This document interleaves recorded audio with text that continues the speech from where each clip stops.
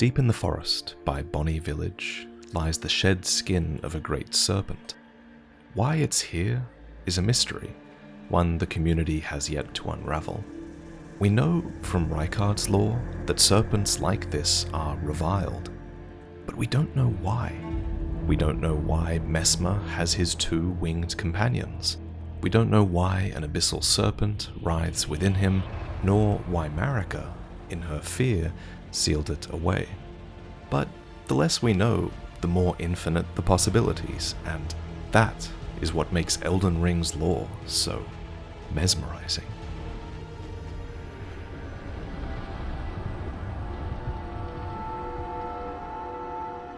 The circumstances of Messmer's birth are the most fascinating thing about him. Who was his father? When was he born? Why was he the vessel for both a malevolent snake and an unquenchable fire? That first question is probably the easiest to answer. Messmer's father is most likely Radagon. For one, Messmer bears Radagon's signature red hair. Second, his boss music seems to carry similar leitmotifs from Radagon's own theme. And third, most importantly, Messmer has his own butterfly. This is the black pyrefly, which burns in dark and slender ribbons of fire. Named so for Messmer's habit of making a pyre out of his defeated foes, this butterfly is symbolic of his identity, and it's a dark counterpart to the butterflies of Melina, Melania, and Miquella, who are the other children of Marika and Radagon. But this parentage poses a problem for us. Usually, we can place Marika's children along the timeline based on her consort. We know that Godwyn, Mohg, and Morgott were born of Marika's union with Godfrey, as the age of the Erdtree was beginning.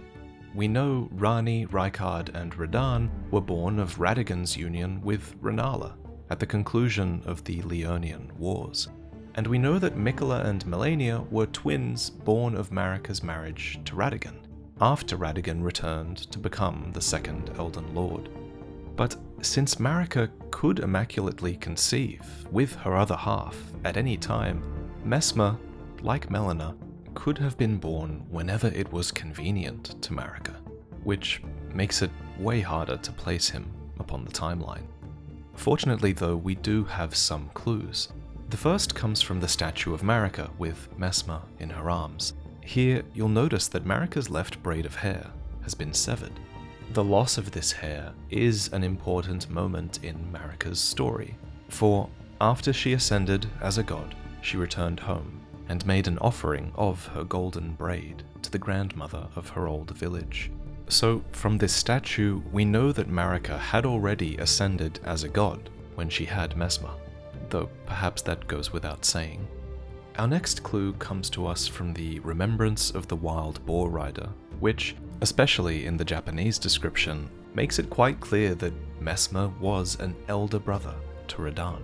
For context, Radahn was the son of Radagon and Rennala, the champion of gold and the queen of Caria, who were wed at the Church of Vows following the First and Second Leonian Wars.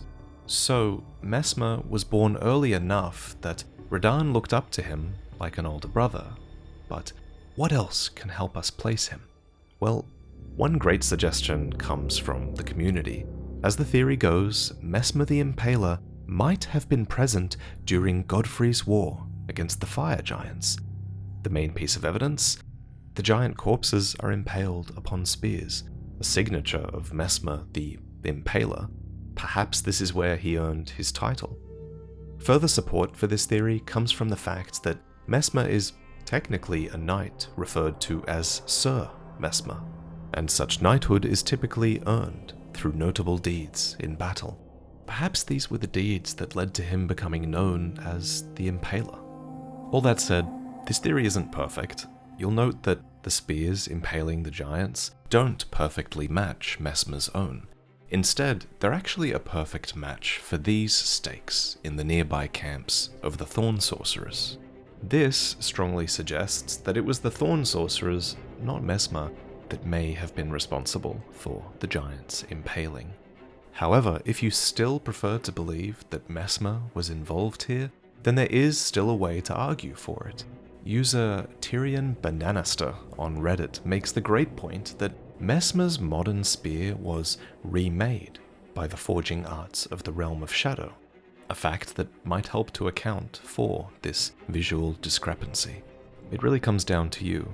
Did Messmer develop his impaling technique here alongside the Thorn Sorcerers? It's possible, but it's far from a bygone conclusion.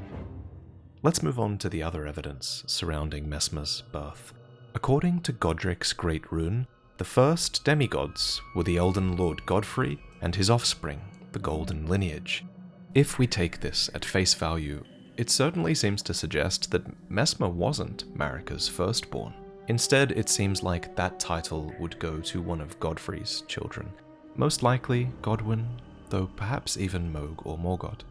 That said, while I do take most item descriptions as absolute truths, this line about the first demigods gives me pause because it reminds me of that other item description that claims Godfrey is the first Elden Lord, when he's not. Placidusax is. In truth, Godfrey was merely considered the first Elden Lord, and so I wonder if calling Godfrey and his golden lineage the first demigods might be a similar piece of propaganda. So, was Messmer formerly considered a part of the golden lineage, or, more likely, was he a bastard demigod, born before Godfrey, or after, and shunned by him? It's certainly up to your own interpretation. Whatever the case, one thing is certain: Messmer has lived for a very long time, what his helm description calls an eternity of suffering. Another thing that helps convince me of Messmer's old age is the fact that we know so little about the dark kindling and the wicked serpent within him. Thus, I feel like his birth could have been closer to a dark period within the lore where we know little. Messmer isn't the only child of Marika cursed with unwelcome entities inside of him. Many of Marika's other children with Radagon too appear to have been suitable hosts. The clearest example of this is Melania, who was inhabited at birth by the outer god of rot, and her lore seems to suggest that being the child of a single god is the precursor for this phenomenon where they can be inhabited or cursed. It's as if these children are born more vulnerable than others, and it's as if Marika is able to put this vulnerability to use sometimes. A great example of that is Melina, who I'd hazard is an incarnation of a certain Glomide Queen. Since Marika is said to have defeated the Glomide Queen, Melina's existence may have been a deliberate act, with Marika allowing her enemy to be reborn within her own child, perhaps as a means of wielding the fire within her, for Melina was given a purpose by Marika to burn down the Erdtree. Incidentally, Messmer too bore a vision of fire, and like Melina, the fire within Messmer was fated to incinerate a significant tree. Perhaps Marika had learned from Messmer just what birthing other entities into her children could be used to accomplish. But I digress. It's currently unclear whether Marika knew that Messmer would be cursed from birth, but cursed he was. Cursed to harbour both a wicked serpent and a kindling that would not be extinguished. The serpent in particular filled Marika with such terror that she plucked out his eye and put in its place a seal of grace. Even so, her fear compelled her to secret away her child within the realm of shadow. Now, there is no lore that talks directly about how or why, or even if the malevolent snake was his curse, but the lore surrounding such serpents is fascinating. So let's talk about that and compare these other serpents to Messmer. Both the Serpent Hunter and the Serpent God's curved sword speak of an immortal serpent deity that once existed in the distant past, worshipped through sacrifice in a long-forgotten religion. A god so feared that a special weapon was forged to hunt it, and what appears to be this same serpent is what eventually devours Rykard, becoming one with him. Now, Messmer's serpent is physiologically different from the Great Serpent, but there are still some very noteworthy similarities between the two. Like Rykard's, Messmer's serpent still displays that same propensity to devour the world, stretching its maw over a giant orb, a visual that mirrors the world-devouring serpent depicted upon the Devourer's scepter. So perhaps there is not just one undying serpent, but many? After all, Rykard's concept art shows two unbroken eggs beside the broken shell of the Great Serpent, a hint perhaps that others were yet to hatch. And as Rykard himself says, it's not the serpent that never dies, but a serpent never dies, suggesting the immortal Great Serpent was not the only one of its kind. But what else connects this ancient Great Serpent to Messmer? Well, we also see winged serpent statues throughout Gelmir, which could suggest a connection to Messmer's own, and upon the peak, we find snakes embellishing an ancient artifact of the giants, tying serpents to the fell god and his flame, which could conceivably be the same flame within Messmer. And that's a very interesting theory I want to discuss. As a reminder, the fell god is the entity that lurked within the fire giants, and sometimes even within fire itself. Its fire is able to burn the Erdtree, so unsurprisingly it was painted as corrupt and malformed by Queen Marika's regime. The one-eyed shield actually goes so far as to say that it's believed Queen Marika killed this evil deity, but that's probably just another example of Golden Order propaganda.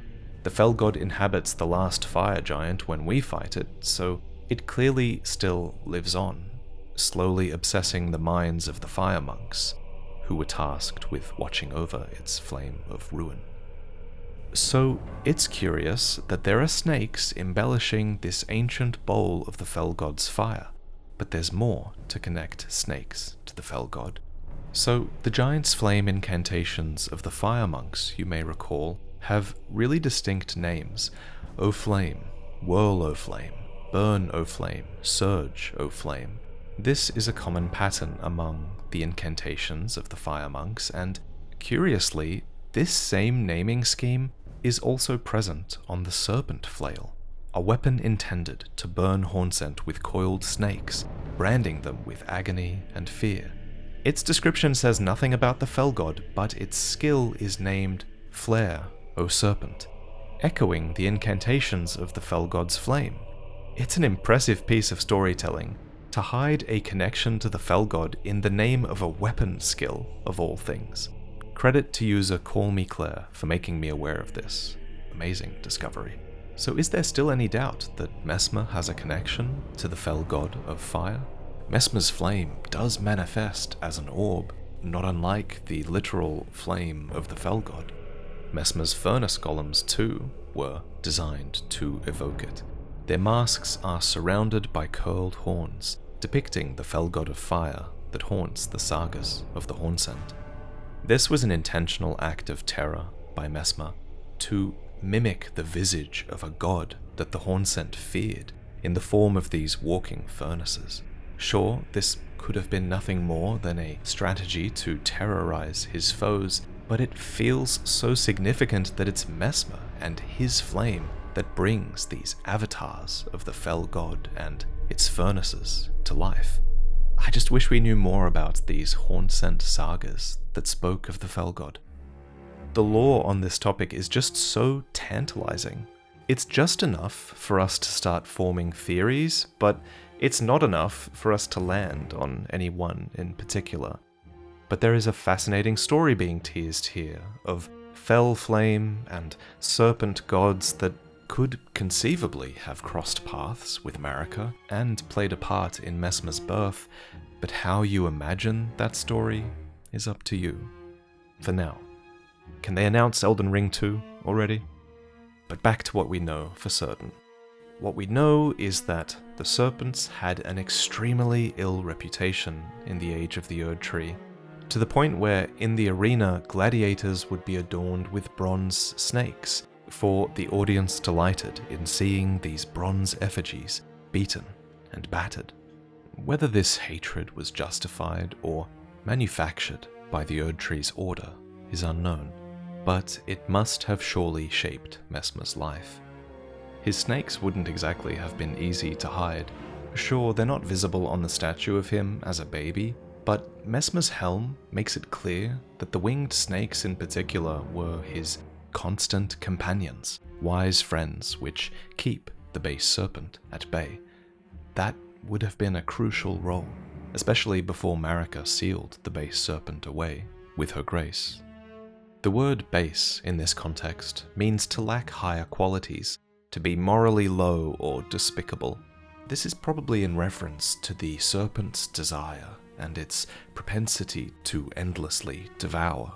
The base serpent thus stands in contrast to the winged serpents, which are benevolent by comparison. We get the briefest glimpse of the base serpent behind Messmer's eye.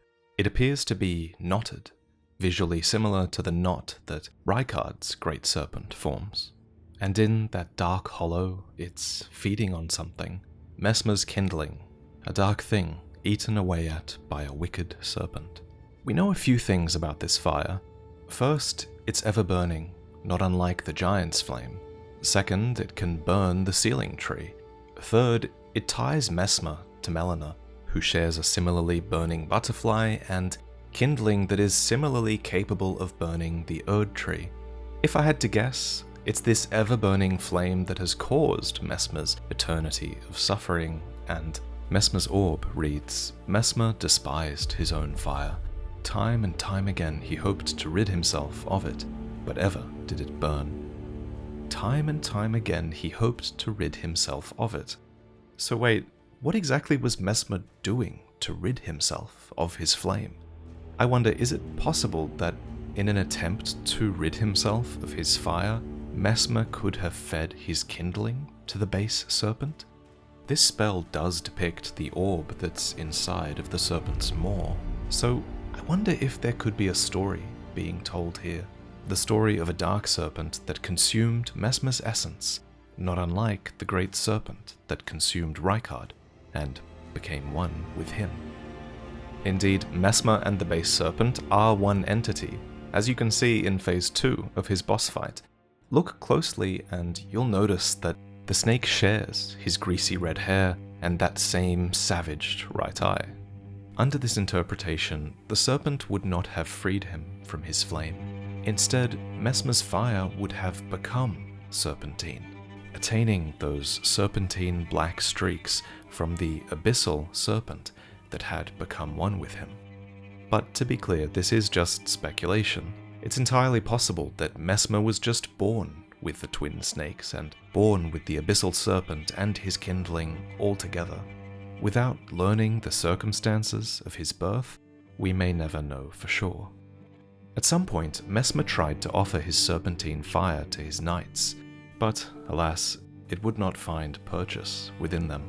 I think this phrasing is deliberate, since finding purchase within is wording that Tanith also uses when she wishes that the serpentine Rykard would find purchase within her. Dear Rykard, please, find purchase within me. Since it would not inhabit them, Messmer's knights honored their bond with him by incanting his flame instead. This serpentine fire bends and curls in pursuit of its foes, evoking other pursuit spells like Death Rancor or Hexes from the Souls series. Pursuit spells such as these are typically alive in some way, whether they're vengeful spirits or dregs drawn to life. Messmer's embers were found all over after the crusade, and they were smouldering as if crawling across the ground. So his fire really does appear to be alive. So alive, in fact, that it can actually substitute the role of a spirit calculus and fit inside a raw burrow to release a boisterous fire sprite. The spirituality of this fire is what led an elder of the Fire Knights, a man named Wago, to use Messmer's flame in a rite of resurrection, bringing soulless bodies to life. Fire, take seat in death and rise again. This was done in a bid to quell his loneliness, but the walking corpses were of no comfort to the poor man. Interestingly, no lore mentions Marika fearing Messmer's fire. Rather, it only mentions that she fears the malevolent snake. She so feared it that she plucked out her son's own eye and replaced it with a seal of grace instead. Yet, even having done so, her fear still compelled her to secret away her child within the realm of shadow where he could be hidden. The seal of grace given to Messmer is a sort of crystal eye engraved with Marika's own Elden rune. It's essentially identical to Marika's saw seal, which has a description that's particularly relevant to Messmer and his role in the realm of shadow. That reads, "Solemn duty weighs upon the one beholden, not unlike a gnawing curse from which there is no deliverance. These seals represent the lifelong duty of those chosen by the gods." And to a degree, this seal appears to exert an influence over Messmer, for it's only when he shatters it that he lets forth his true feelings. Mother, Marika, a curse upon thee. The brilliance of Queen Marika's grace blinds even the very best, after all. Similar to Messmer's eye is the Iris of Grace, an item that you can find in-game. It features Marika's rune overlaid with an incantation of the Erdtree, granting a fleeting blessing when placed upon the eye. Its counterpart is the Iris of Occlusion, something that can deny one light in all its forms. In the realm of shadow, these artifices were employed by the priests of the Erdtree to quell or intensify the fears of their flock to magnificent effect. And speaking of the priests of the Erdtree, we've heard of them before. The Flask of Wondrous Physic is described as a relic of these same priests, who are said to have been physic chemists, utilizing in their brews crystal dew that would weep from the boughs of minor Erdtrees. Marika herself practiced such physic chemistry, and her ultimate creation was the Blessing of Marika, the ultimate healing item.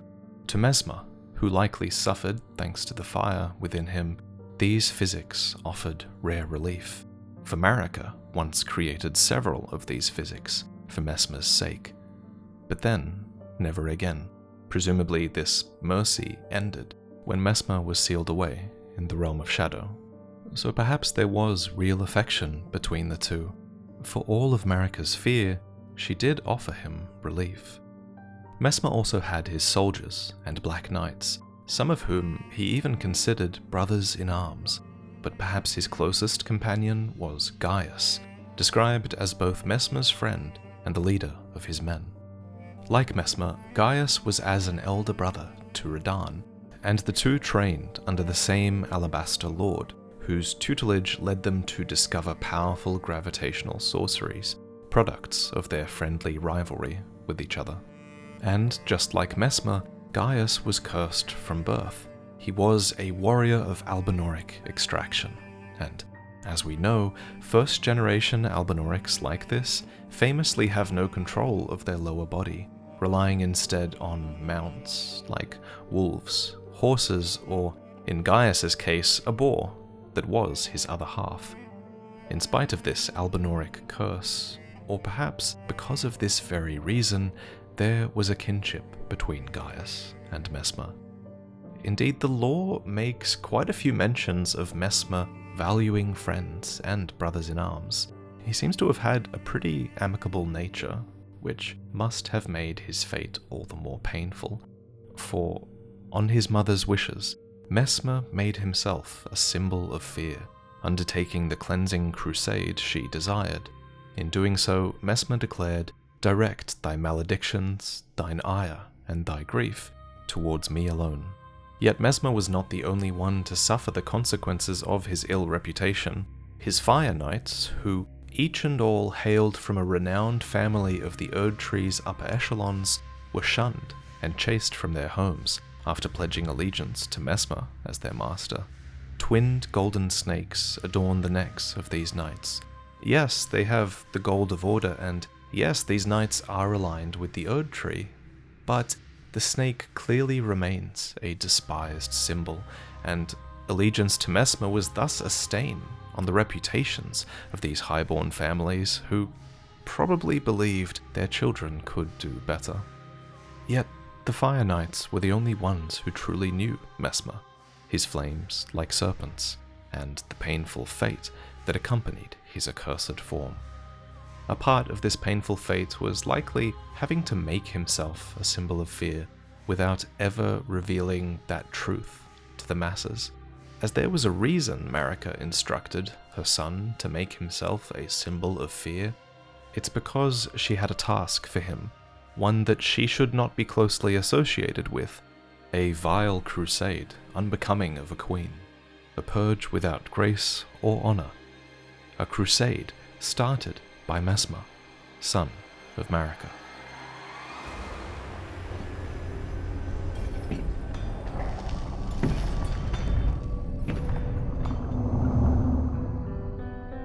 Have you ever noticed how bored Messmer sounds in his voice lines? Those stripped of the grace of gold shall all meet death, in the embrace of Mesmer's flame. Some people have chalked this up to bad voice acting, but I don't think so. From Software has a painstaking process for recording NPC dialogue. There's an excellent interview on that I'll link in the description, and every line is recorded with Miyazaki himself overseeing the situation. So if Messmer sounds tired, disinterested, it's deliberate. And I think it's because they aren't really his words. They're the words of the Crusade. Thus, Messmer exhaustedly, almost sarcastically, intones the words, even as he faces off against the graceless Tarnished. O lightless creature, embrace thine oblivion, as shall I.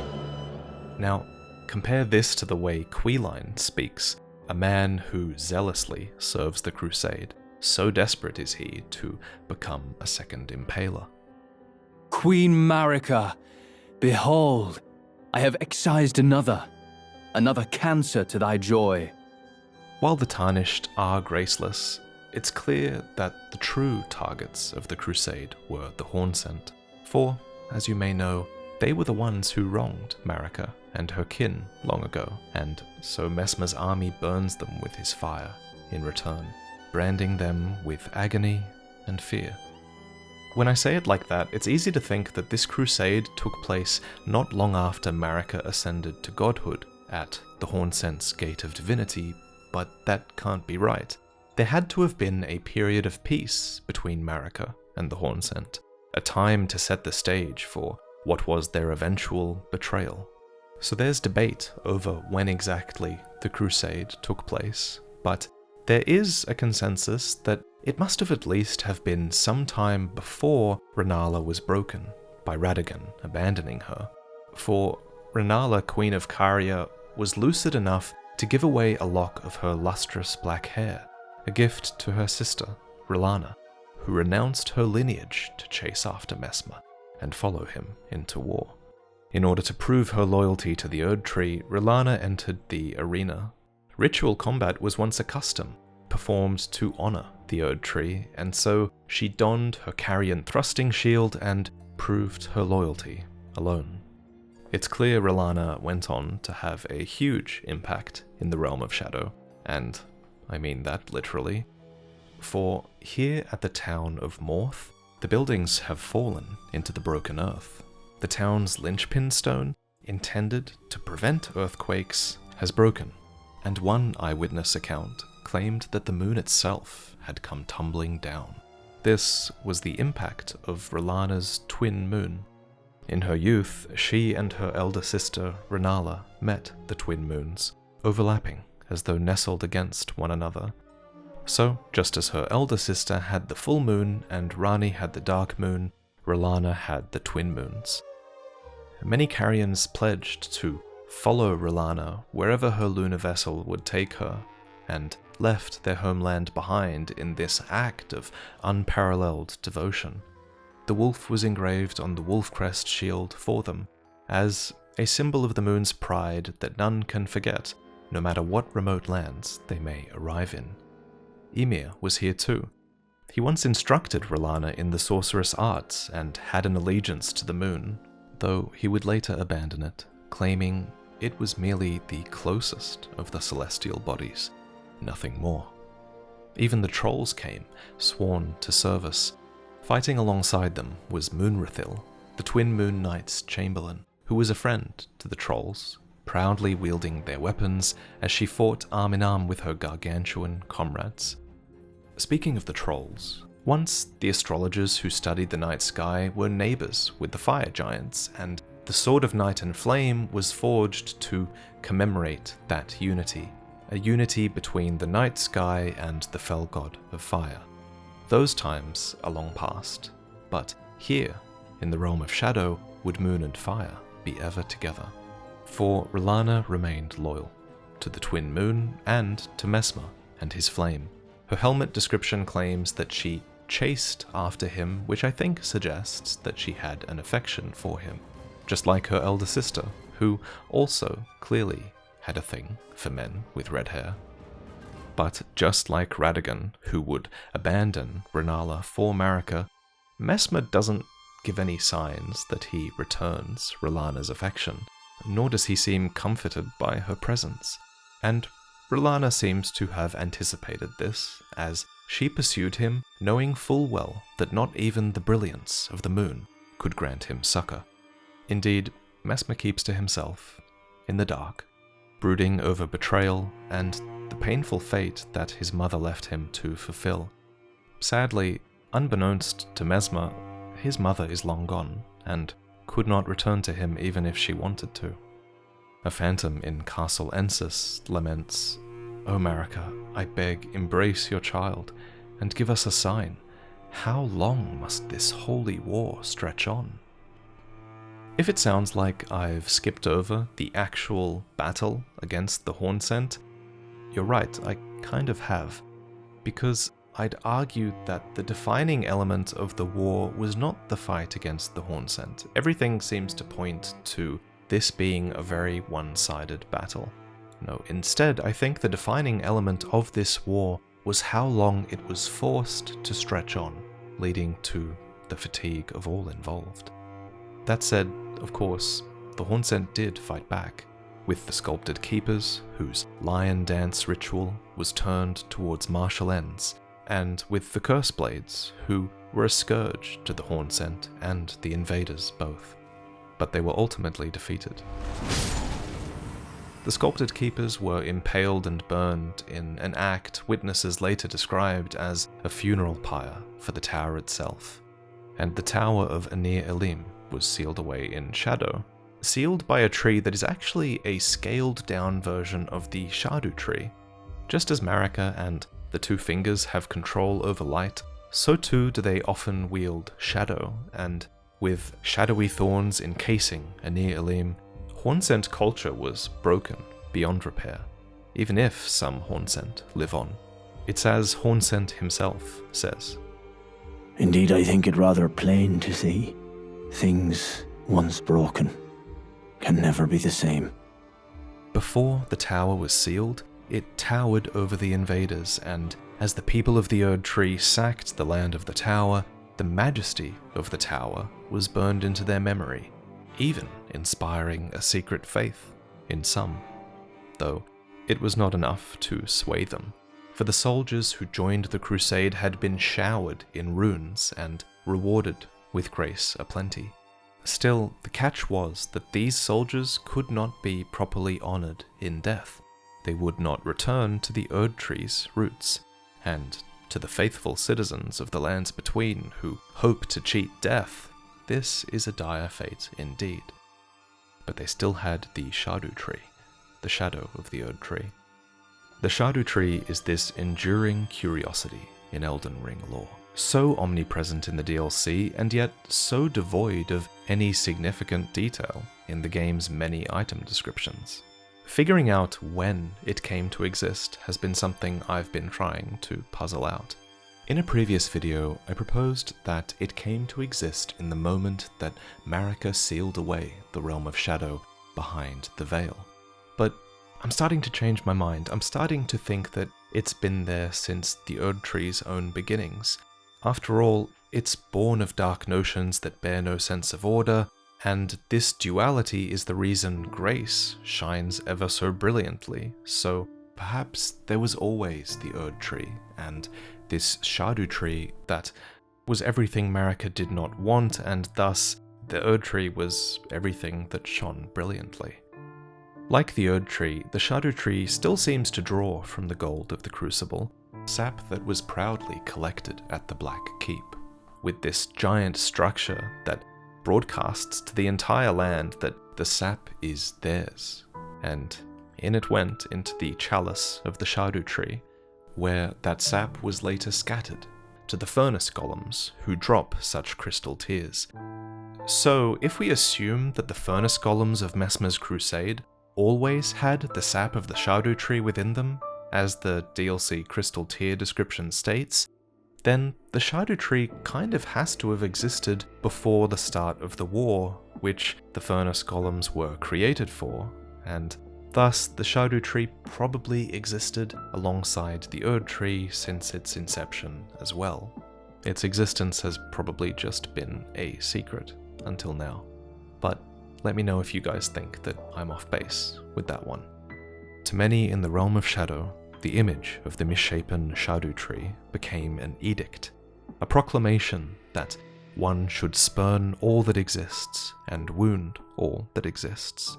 So read the thorn spells, which were the sorceries of those who abandoned the practice of incantations after devout faith rewarded them with only despair. Denounce their ways, do them harm, for we have been abandoned.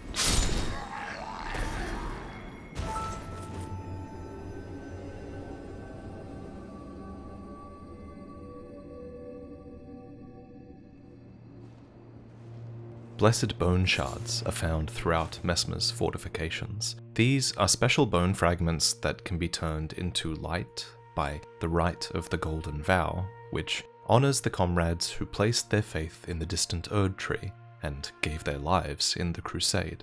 Their bone fragments have this power because they've been touched by the gold of the Cinder-tier.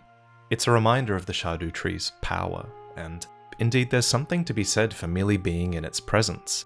Take the shadow sunflowers, for example, which only bloom when facing the Cinder-tier and are suffused with profound holiness, much akin to the Cinder-tier itself. Thus, to be hidden from the Cinder-trie's sight would be a severe indictment of an individual, and one such instance of this exists with Messmer's soldier ashes, which read, "These soldiers belonged to the ignoble penal battalion and were buried hidden from the Cinder-trie's sight." An ignoble penal battalion would have been a unit comprised of disgraced soldiers, warriors assigned to fight as a form of punishment maybe, or perhaps as a path to redemption. If it's the latter, the fact that their ashes were disgraced with a hidden burial would be all the more tragic. Now, it's unclear whether all of Messmer's soldiers comprised the penal battalion or whether it was just these two, but I'm inclined to think it was just them. Either way, it's very interesting that Messmer was willing to send the guilty to war, especially if you believe that Messmer was a part of the war against the giants, because that war, or the aftermath at least, involved the sinful thorn sorcerers as well. The Cinder-tier is all many in the realm of shadow have left. The armor of those soldiers, as well as the Black Knights, has a gold Cinder-tier motif engraved on the chest plate. It was a small consolation to those forced to wage a war without grace or honor. Yet, for some, the Cinder-tier wasn't enough. In a small cave on Shadu Altus, a fledgling Erdtree grows, surreptitiously being tended to by the most proficient of gardeners, perfumers, and elsewhere another golden tree grows in a courtyard of the Shadow Keep. These are akin to minor Erdtrees or illusory trees, which early in the age of the Erdtree likely were not around, as the Erdtree was thought to have been perfect and eternal, and thus was it believed that Erdtree seeds could not exist. But exist they did, scattering across the various lands when the Elden Ring was shattered, as if life itself knew that its end had come. And in that moment too did the Erdtree avatars emerge from the minor Erdtrees, determined to protect the withering Erdtree's offspring. So for a long time, I thought that minor Erdtrees across the entire lands between only came to exist when golden seeds flew from the Erdtree in the wake of the shattering. But that can't be true, because then how could these trees be here? The shattering happened after this realm was split off for the Crusade, so the trees here must have been planted before the shattering, right? Unless you believe that people and things like Erdtree seeds could be brought across the Veil, in which case a lot of the timeline becomes extremely complicated. Anyway, now I think that the Age of Plenty with the Erdtree came swiftly to a close, and then minor Erdtrees like these were grown all across the lands, with their sap being collected in basins by the physic chemists. I think one of these trees was even grown here in the Shadowkeep itself, where we can see Hornsent, loyal to the Erdtree, are accustomed to praying. But this tree that the perfumers tend to is smaller, suggesting I think that it was grown more recently, perhaps after the perfumers were brought to the Realm of Shadow. Gardening certainly wasn't what they were brought here to do. The Crusade was a violent purge, and the perfumers were not called there to heal. Still, near the perfumers, we loot Heal from Afar, which is an Erdtree incantation discovered in the Realm of Shadow. It reads, "Even when far beyond, far out of sight, the Erdtree will surely give us its blessing." Their faith persists, but their practices suffer, because Erdtree enchantments are all but a lost art in the Realm of Shadow, and, truthfully, even the faithful have begun to suspect how bad things are outside. For when the Elden Ring was shattered, the people of the Realm of Shadow felt it too, and feared it as a sign of the Erdtree's wrath. This is information learned from an incantation that's found in the rafters of the specimen storehouse, so it's hidden way out of sight, and I imagine that the shattering might have been one truth too many for the people of the Realm of Shadow, whose faith was already waning. Indeed, it's rare to find a statue of Marika in this place that is not defaced, literally. A phantom in the Shadowkeep gives voice to this wavering belief. No, such a thing is utterly inconceivable. We have not been abandoned. Messmer is the son of Queen Marika. Her Grace would never abandon her own flesh and blood. Maybe this is why there needed to be a fort of reprimand, a place where many were reprimanded. Even those blessed with Marika's own grace were hunted down and slain, like Omen. But remarkably, rebellion did rise, from a Black Knight of all people. The Black Knights were the primary force of Messmer's army, with weighty shields meant to symbolize their iron conviction in the Crusade. The Black Knights will never yield, nor will they ever doubt their purpose. Wishful thinking, for the Black Knights didn't even fully understand the nature or potential of the impurity they were facing. Thus does the Pearl Shield Talisman boost all types of non-physical damage reduction, because they were forced to prepare for all threats known or unknown. A rotten stench clung to their helmets, which were tainted by Hornsent blood, or, for all they knew, tainted by their own blackened souls, festering after endless slaughter. Is it any surprise then that once the dust had settled, the Black Knights began to question their purpose? Their first leader was Andreas, a man endowed with great strength and command over the powers of the Crucible. A Japanese description here makes it clear that, like the other soldiers in the war, Andreas was driven away from the Erdtree, but that despite being a devout follower of Messmer, he would rebel after learning of his liege's serpentine nature. This is strange, considering the winged serpent is literally the token creature of Messmer's military forces, so surely it was obvious that Messmer had a serpentine nature.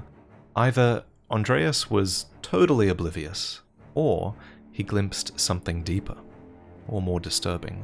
Maybe he glimpsed the abyssal serpent. We know this happened sometime after the divine beast hunt, thanks to the ashes of Andreas's son, Hugh, who afterwards followed his father, Andreas, into rebellion against Messmer, only to be rewarded with imprisonment in an underground tomb. Messmer mourned the loss of a brother in arms. How bad must the snake's reputation have been for it to have made Messmer's most devout knights rebel? It wasn't the shrieks of sorrow from those they were killing, it wasn't the horror of the crusade itself, instead it was their commander's serpentine nature? I guess to many of the Erdtree, the crusade itself was beyond questioning, for they were certain of the sanctity of their campaign and invigorated by each cry of death. But Messmer was a different matter entirely. Ironically, it was actually those closest to Messmer, his Fire Knights, who questioned the crusade on moral grounds.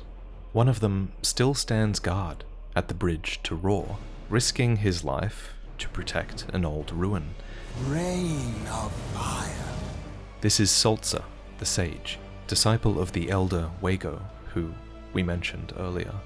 Saltzer asked, if we reduce to ash this land against which we hold no grievance, no ill will, are we any better than barbarians? And his disdain for barbarism never waned, even as he burned more villages and scorched more land than any other. I suspect it was Saltzer who prevailed upon Messmer to create the specimen storehouse within the Black Keep, a place for the preservation of Hornsent culture, a museum of sorts, actually tended to by loyal Hornsent scholars, folk of burned body and soul, who, ironically, incant coils of Messmer's own fire, the same fire thrown by Messmer's rank and file soldiers. A dear friend of Saltzer was the Fire Knight Hilda, who joined those that urged that the specimens be preserved. And so Hilda's ashes were enshrined here, a charm to protect the storehouse. Messmer, for his part, showed his compassionate side within the Black Keep as well, curating a wing dedicated to the care of the Jar Saints, the shaman, his kin, who were tortured by the Hornsent long ago. Though it has long fallen into ruin, it's a reminder of the real reason for the crusade against the Hornsent, a cycle of vengeance that goes on, of curses realized and placed anew.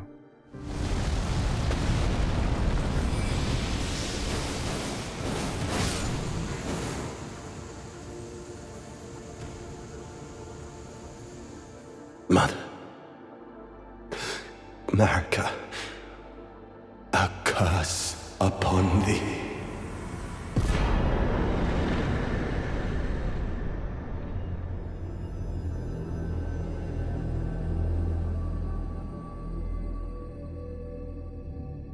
As we close out this video, I'd like to go over a few topics that are more open to interpretation.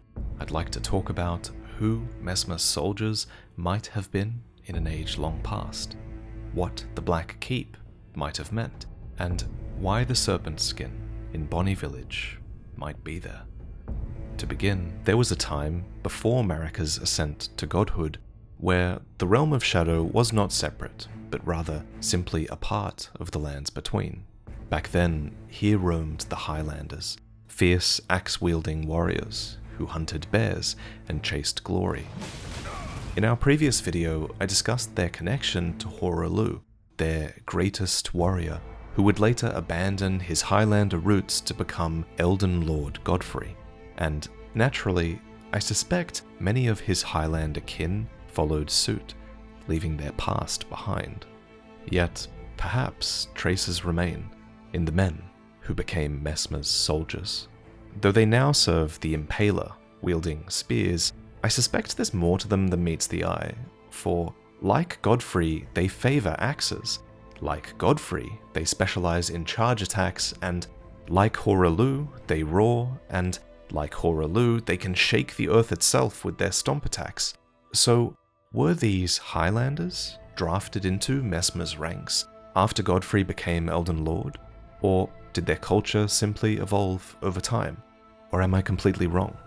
Now, I feel pretty confident at least putting forward this theory, considering we never see the old Highlanders as an enemy type in-game.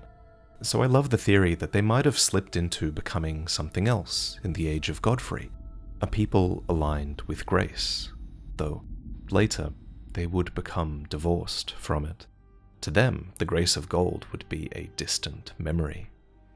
Messmer's Black Knights, too, seem tied to the land that they would later forever occupy. According to Ashes, they had command over the powers of the Crucible, which flourished in this region. Godfrey's Crucible Knights, too, were in tune with the powers of the Crucible, and since we can place Godfrey's heritage in this region, it makes sense that we might be able to trace his Crucible Knights back here as well. So if all of these factions were long-standing in this area, who's to say the structures in the Realm of Shadow weren't long-standing too? This brings us to the Black Keep, for it also contains signs of an older culture, one related to death, as it was in the age before the Erdtree. Here in the Black Keep, Messmer is cremating his warriors, turning their remains into light. But what's curious is that this ritual is taking place within boats, funerary boats that are an exact match for those piloted by the Tibia Mariners, the oldest gravekeepers and boatsmen who can summon the dead. We've learned a little bit more about the Mariners in the Shadow of the Erdtree. Interestingly, they're quite sad beings. The Polterstone is this contrivance they devised, and it creates a noise imitative of human presence where it lands, which was used by the gravekeepers to distract themselves from their longing for company. But the most important piece of lore for them isn't an item description, it's a place, Caro's hidden grave, where one riverboatsman remains, watching over those at rest. What's important here is the name Caro, for Charon is a figure from Greek myth, the ferryman of the underworld, whose role is to transport the souls of the dead across the river Styx. This confirms what we've long suspected, that the mariners are a guiding lantern in the mist to the dead, who are in sore need of leadership and have long been left to wander. So the similarity of the boats used by the mariners and Messmer suggests the Black Keep might have had a deeper tie to the culture of death in this land. But that's not the only connection. Helfen's steeple is an extremely curious item that was dropped by a mariner in the base game. It's a greatsword patterned after the black steeple of the Helfen, the lampwood which guides the dead of the spirit world. For years we've wondered what the Helfen might be exactly, and now we have another theory to add to the list. What if the Helfen was once the Black Keep? As I learned from Quelaag in her video about the Shadowlands, Helfen's serrated steeple kind of looks like the jagged steeples of the Black Keep, making us wonder whether this keep had a different role in the past, and that it might have been a place that was simply taken over by Messmer rather than being built by him. While a lot of this is circumstantial evidence and speculation, you can't deny that there's signs of older traditions enduring here. The Highlanders, the Helfen, funerary rites, the Serpent's reputation. It's these things that make the world of Elden Ring feel real and lived in, even across all of the ages that we don't get to witness in-game. Let's end this video with one of the biggest secrets in the DLC, the shed serpent skin found by Bonnie Village. Man, what is it with From Software and leaving us unanswerable questions about serpents at the end of their DLCs?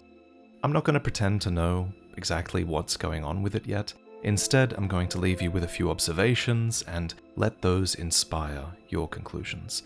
My first note is that the serpent skin is found near the statue that reveals the "Oh Mother" emote, which you later use to gain access to the shaman village hidden behind the Black Keep.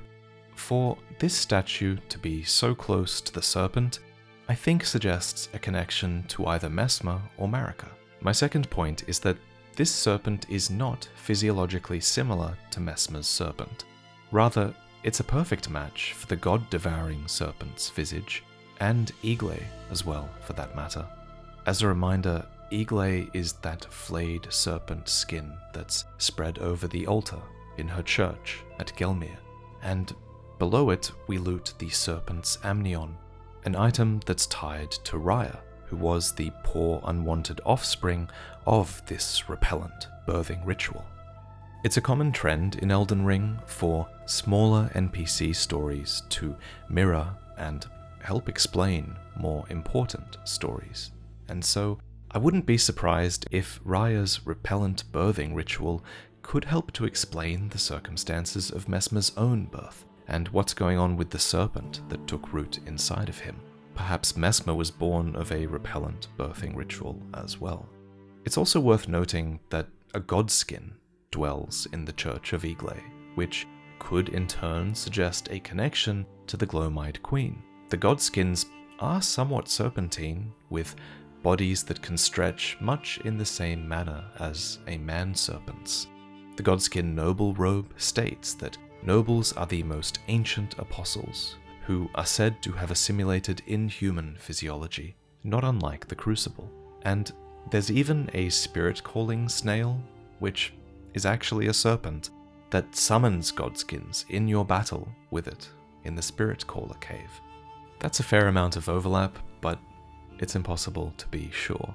If you'd like to share what this story might look like to you, drop your ideas in the comments, and I'll pin my favorite interpretation at the top for everyone to read. Thanks for being here, and I'll see you in the next one.